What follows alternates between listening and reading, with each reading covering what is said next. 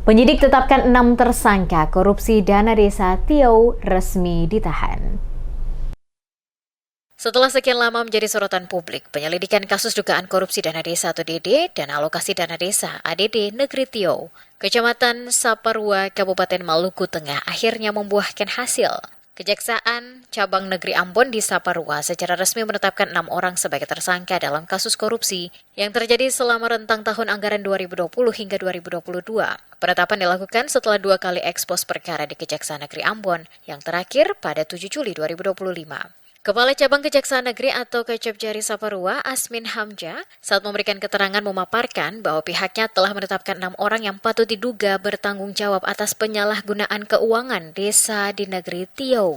Mereka yang kini berstatus tersangka adalah para perangkat desa aktif pada periode tersebut, masing-masing AP, Kepala Pemerintahan Negeri Tiau, GH Sekretaris Negeri, HK Bendahara, TM Kepala Seksi Pembangunan, BP Kepala Seksi Pemberdayaan, SP Kepala Urusan Tata Usaha.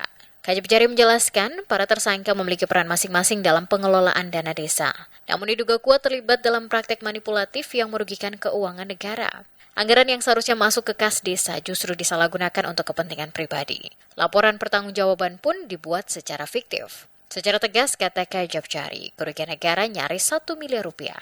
Berdasarkan audit resmi dari Inspektorat Kabupaten Maluku Tengah, tak hanya itu, penyidik juga menemukan indikasi tambahan kerugian sebesar Rp238.345.350. Kami tim penyidik cabang Kejaksaan Desa Saparua di Ambon telah mengeluarkan surat perintah sprindik khusus dan penetapan tersangka atas nama para tersangka berinisial AP selaku KPN, kemudian HK selaku bendahara, kemudian GH berinisial selaku sekretaris negeri Tiau, kemudian MM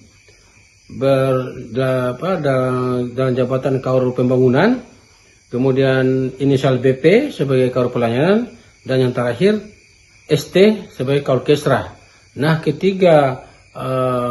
keenam tersangka tersebut kami menemukan 2 alat bukti.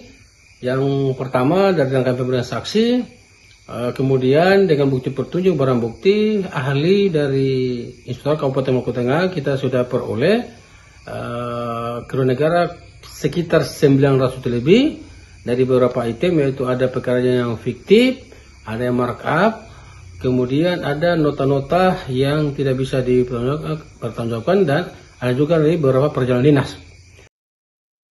Lebih lanjut dikatakan Kecapjari, para tersangka dijerat dengan pasal 2 ayat 1 Jungto pasal 18 Undang-Undang Nomor 31 Tahun 1999 tentang pemberantasan tindak pidana korupsi, sebagaimana diubah dengan Undang-Undang Nomor 20 Tahun 2001 Jungto pasal 55 ayat 1 ke 1 KUH Pidana Jungto pasal 64 ayat 1. Jika terbukti bersalah, ke-6 tersangka terancam hukuman penjara maksimal 20 tahun, denda miliaran rupiah, serta pengembalian kerugian negara. Publik ini menanti langkah tegas berikutnya dari aparat penegak hukum, sembari berharap kasus ini menjadi peringatan keras bagi seluruh pengelola keuangan desa agar tidak bermain api dengan uang rakyat.